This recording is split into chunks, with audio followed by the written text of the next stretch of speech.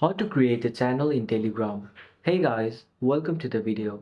So if you want to create a new channel all by yourself on Telegram, what you're simply going to do is, first of all, launch the Telegram application on your device.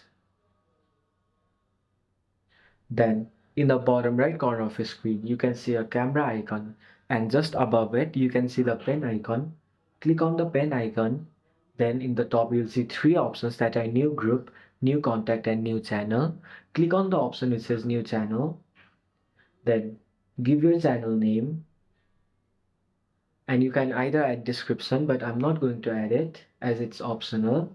Then you can add either make your channel public or private. Then you have to give it a link. After that, in the top right corner, you can see a tick mark. Click on the tick mark, and then you can add subscribers or members. After you do that, go to the arrow, and there you go. You have successfully created a new channel on Telegram. So that's how you create a channel on Telegram. Thanks for watching till the end of the video.